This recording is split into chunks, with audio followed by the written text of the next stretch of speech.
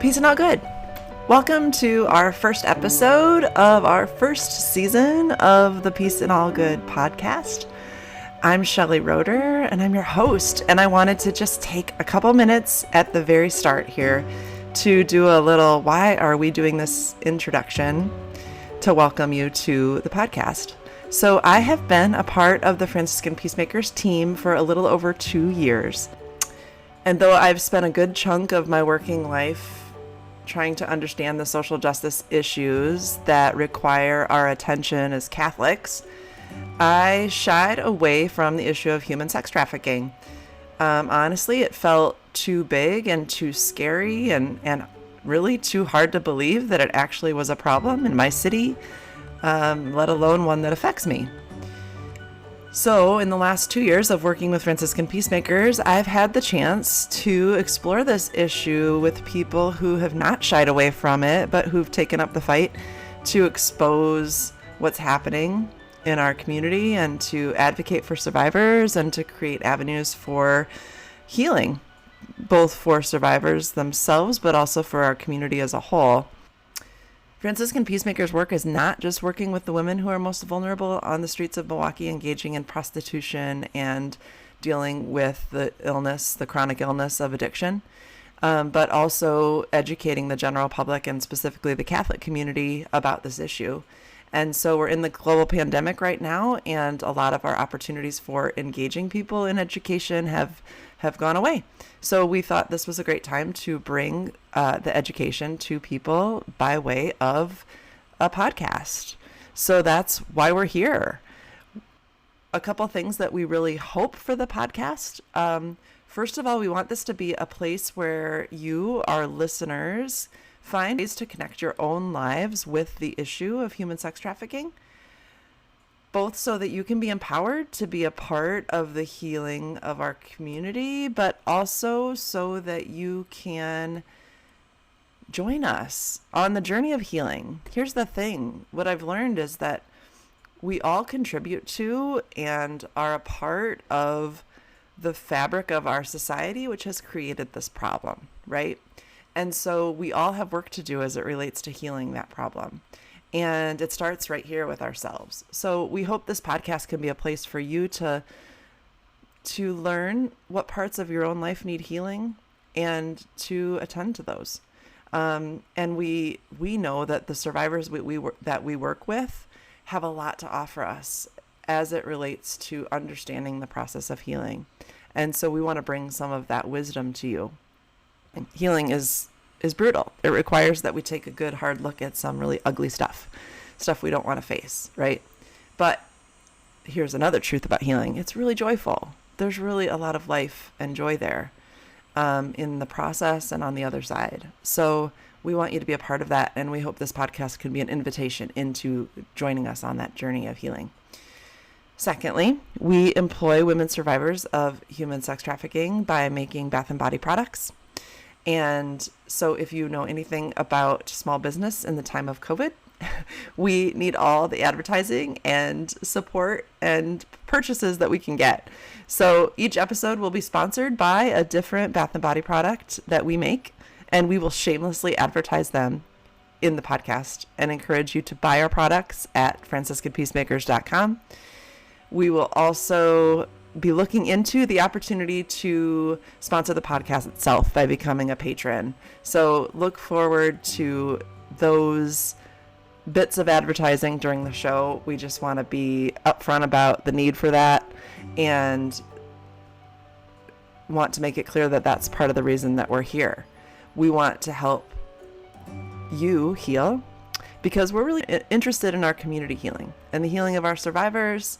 And the community depends on you doing your work too. So welcome to the podcast. Thanks for being here. And now on with the show. Hi, I'm here with Deacon Steve Przedpelski, the Executive Director of Franciscan Peacemakers. Deacon Steve, tell us your favorite Franciscan Peacemaker bath and body products. I never used to believe in the power of essential oils, but I've been a believer now for 8 years. Showering in the morning, if I'm really tired, lemon really gets me going. It gets you going. Yes. There you have it, listeners. This episode brought to you by Lemon Verbena Bar Soap. And you can get a free bar. Use discount code STEVEPOD, STEVEPOD, at checkout and get one free bar of Lemon Verbena soap for every 5 bars of soap that you purchase. Available through August 8th, 2020. And we'll have a link in the show notes. Back to the show. Background. So, Deacon Steve, tell us, what have you learned about life through soap making? It's fun making it with others. It's a good way to really get to know people. Like when women are first entering the program, and they want to know about making soap, and they get excited, and it's a good chance to get to know people as you're mixing together and doing all the things together. But also knowing that we're creating a product that will bring joy to people using it, while they're supporting the work of Franciscan Peacemakers. We're more specifically supporting the women, that we're able to pay them a decent living wage by doing it. It's a bit puzzling maybe for some folks why Franciscan Peacemakers, an organization serving women engaged in prostitution on the street, is making soap. Can you tell us that story of how that got started? So, oh my gosh. 10 years ago now, I learned about Thistle Farms out in Nashville, Tennessee, and its founder, Becca Stevens, watching her on an old PBS show, Religion and Ethics. And I contacted Becca. I was very interested in the idea of providing housing, which made sense to me, but to create a business where the women could work, learn their skills, being able to earn their own money, and give them the tools after they complete 2 years to get a job, or in several cases, women went off and started their own business. And after a lot of pushing by Carmen, who was working with me at the time, who wanted to go down to Nashville, she wanted to see Thistle Farms up close and personal, I didn't think it was something we could do. I just didn't think there would be the support in the Milwaukee area for supporting a business to help the women trying to escape sexual exploitation, street prostitution, sex trafficking. Because people really didn't even want me, when I would go preach in parishes or give talks, to talk about that subject. And so Carmen and I, we went down to Nashville, and I listened to Becca very intently. Within 10 minutes, I figured out we could do something. Didn't know it was going to be bar soap, but that we could do something. When Carmen and I came back from Nashville, and we reached out to people who wanted to do more, and people got all excited about the social enterprise, and they got all excited about creating a housing program where the women could stay. And so volunteers stepped forward, and they came up with recipes to make lotion, and they came up with the idea of making bath bombs, and I never knew there was such a thing as a bath bomb. But it did get a lot of people interested in wanting to become involved in making the products, helping to pack the products, and interacting with the women. Yeah. And so it was a lot of early volunteers who really began to talk to their pastors, talk to Human Concerns Committee people, and say, we need to bring them out here because this is really good stuff, but more importantly, the work they're doing. Yeah. And so 10 years ago, the organization was Carmen and myself working the streets, running meetings, doing case management. And so we went from 2 people into this dozen or so volunteers. We were able to grow to, we're sitting in this building that we acquired in October, and more volunteers came forward, and customers up until the COVID-19 would spend time here and shop and interact and want to learn more about the mission and the problems and the situations that women have to deal with. So soap is a good icebreaker for people to learn about the mission. Yeah. How does creativity relate to healing? So in the process of making the soap with the ladies, right? They're on their own healing journeys, leaving prostitution, often drug addiction, trauma. They're dealing with a lot of really heavy issues in their lives, right? And then they're making soap together. How have you seen that healing process play out in the soap shop? Women becoming supportive of one another. There have been women who have been impatient because somebody wasn't learning fast enough. And I would always stress to the women who were impatient, it's like, it's not about quantity, it's about quality, it's about love, it's about patience, it's not about rushing. And so I've had that conversation so many times over the years with the women that they need to be patient with themselves. The recovery program that they're in for drug addiction or alcoholism is lifetime. So if they're not practicing patience, trying to get through curriculum to say, okay, I got these steps done, now I can move on. And so they would support one another in that way. There's been arguments, constructive arguments, not so much about making the products, but what are you doing with your life? That they can be close enough to challenge one another about, you're not being true to your recovery. You're not being true to your life mission. You're not true to really finding out who you are as a human being. Yeah.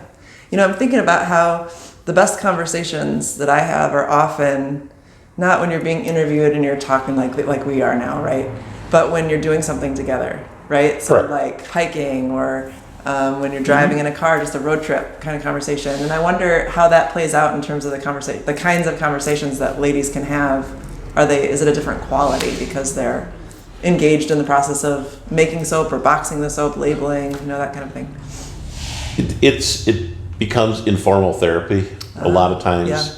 It is when talking about the past.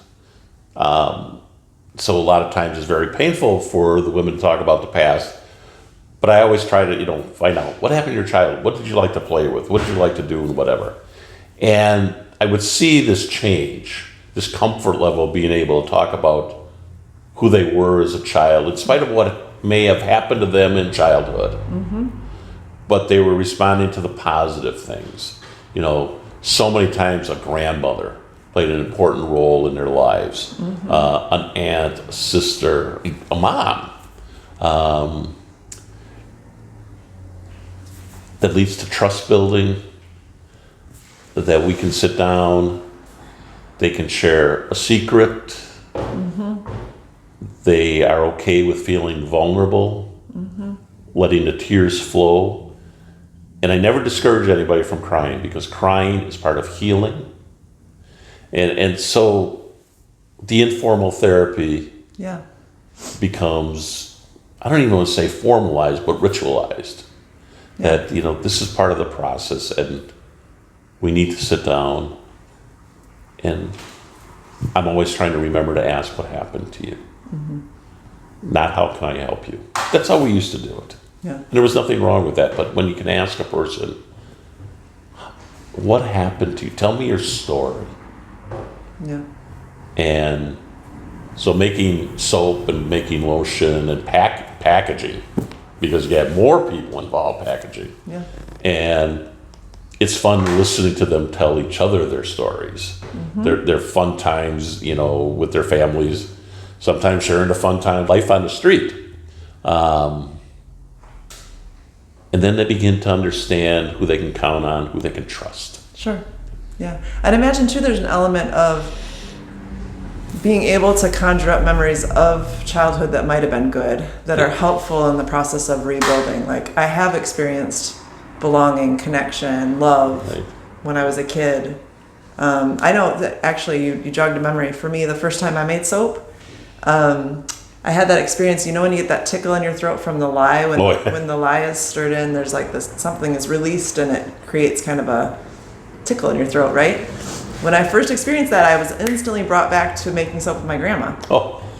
And I don't even have a conscious memory of making soap with grandma, but I had that feeling, and I wonder how often those kinds of things happen for the ladies, the first time they're at a market, maybe selling a product, like having memories of going to the market when they were a kid, and and how that contributes to the healing is kind of an interesting thing to think about.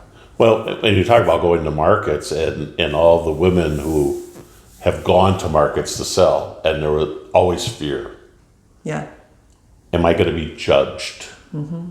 And then because we deal with a lot of women who are Black women of color, and we go to a lot of lily white parishes, and am I going to be judged because of the color of my skin and because where I came from, and I can't think of a woman who did not have a positive experience her first time out, and who couldn't believe how nice and considerate and gentle people were. Mm-hmm. And we need kind, considerate, gentle people in life. And those people, unknowing, help the women in their healing process. And what happens beyond that, when the women are comfortable enough and they go back and they really start interacting, but it's when women who are coming to buy are telling our residents their story. Sad, but the common bond of being sexually abused. Sad, the common bond of being raped. Sad, the common bond of drug use. And the healing power changes. And, so a lot of times sitting down with the women when they're first having those experiences and going,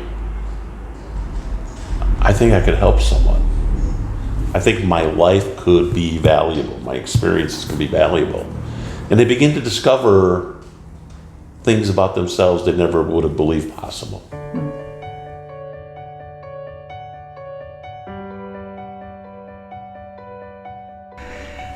Wow, what a great conversation with Deacon Steve today. And there will be another episode this season with Deacon Steve.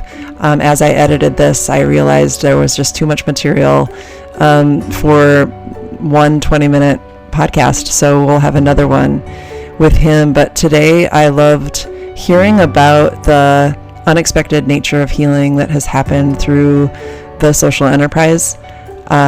Knowing that when Carmen and Steve started this as a way of providing jobs for the ladies, there may not have been the awareness that healing would happen for women by nature of making the soap, right? So the process of working together, working with their hands, that ritualized nature of making something that requires our attention and patience, and how that can be a great metaphor for healing.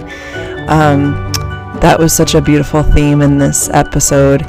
And I also think it's important to really recognize and notice how being in the marketplace, selling the product, and having the women themselves who are survivors bearing witness to their healing process by being in the marketplace, selling the product, how that creates avenues to healing, both for people who have experienced sexual abuse or sexual assault or sex trafficking even, who can connect in empathy with the women, as well as for any of us who don't understand what it's like to be sexually abused or sexually exploited, to be able to stay out of judgment and to grow in compassion by learning people's stories,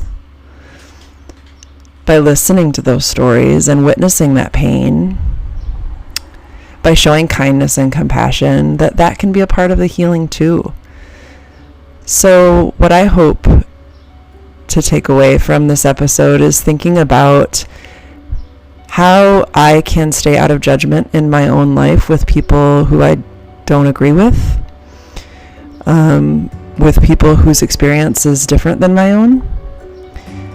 Am I able to stay out of judgment long enough to hear their story, to be able to see the world from a perspective that's different than mine, and how that might actually lead to healing, not just for them, but maybe for me.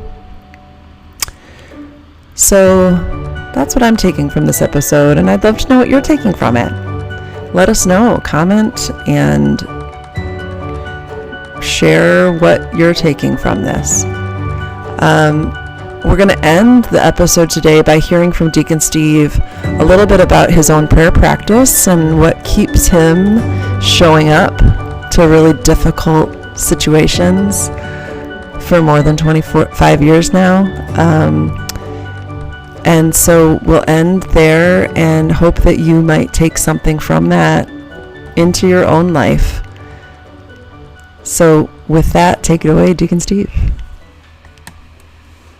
A lot of times people say, how do you get through this? Why do you do that? Why do you run towards the pain? And it's John's Gospel, the Gospel of Holy Thursday. Jesus washing the feet and the invitation. If Jesus, and however we can wrap our heads around Jesus the Christ, part of the Trinity that put this whole thing in motion, could be down in the mud, in the dirt, into the smells, and saying, this is what I want you to do. I've been using that scripture reading for 25 years. Oh, wow. Every morning, or 99% of the mornings. So you read the Gospel of John and then you sit in silence for... I've in the last maybe 10 years, I've really turned to silence and listening. Because silence is hard for people. It was hard for me. Because you hear things. You hear the creaks of your house or wherever you're doing it. And you hear things because you hear the creaks of your body. You hear the creaks of your soul. You hear the pain of your soul. You hear the joy of your soul. And trying to just make peace with how my life is at this moment. And my problem aren't the problems of the people that I work with or that I'm working with through Peacemakers. It's putting others first. It's making sacrifices every day. We make sacrifices for love all the time. And sacrifice isn't always, it's going to be painful. It's when I can take the garbage out without being asked. Simple kindnesses, and I want to do them because I love.